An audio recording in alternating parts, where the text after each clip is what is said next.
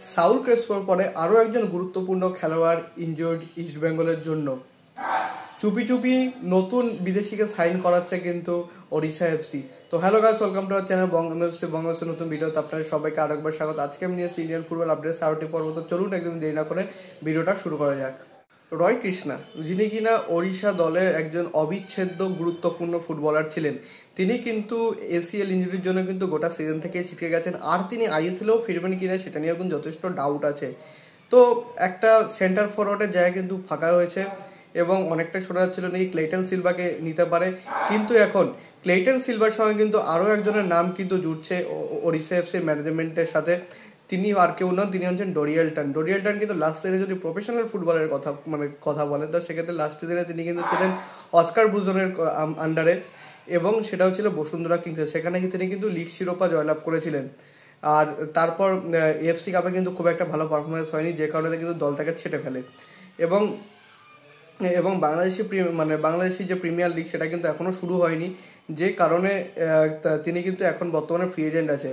Last তাকে আমরা কিন্তু খেলতে দেখেছিলাম কেরালা সুপার লিগে, তিনি কিন্তু সেখানে টপ গোল স্কোরার হয়েছিলেন। তো তার খুব একটা বেশি বয়স না, আইএসএলের খাতিরে কিন্তু 34 বছর বয়স মোটামুটি ডিসেন্টই বলা যায়। তো সেক্ষেত্রে তিনি কিন্তু রয় কৃষ্ণাকে রিপ্লেস করতে পারেন। এবং দেখুন, যদি পার্সোনালি আমাকে জিজ্ঞেস করেন তো আমি বলবো কোনো ইয়ং স্ট্রাইকারের দিকে কিন্তু নজর দেওয়া উচিত ছিল ওড়িশার। বাট যদি ডোরিয়েলটন একজন প্রুভেন স্ট্রাইকার, তিনি যদি বাংলাদেশে ভালো খেলতে পারেন তাহলে হয়তো আইএসএলও তিনি কিন্তু চালিয়ে হয়তো দিতে পারবেন, এটাই আমার বিশ্বাস। আরও একজন গুরুত্বপূর্ণ খেলোয়াড় কিন্তু ইনজুর্ড হলো, যিনি কিনা ফার্স্ট 11-এ কিন্তু থাকেন ইস্টবেঙ্গলের।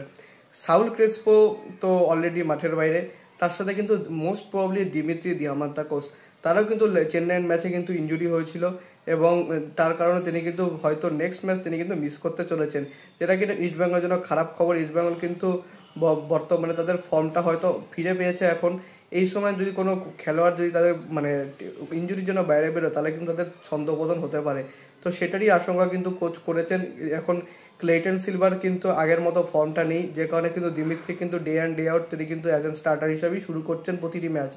কিন্তু এই যে ব্লো অফটা, সেটা কিন্তু কতটা এফেক্ট পড়বে ইস্টবেঙ্গলের ওপর, সেটা কিন্তু অদূর ভবিষ্যতে দেখতে হবে।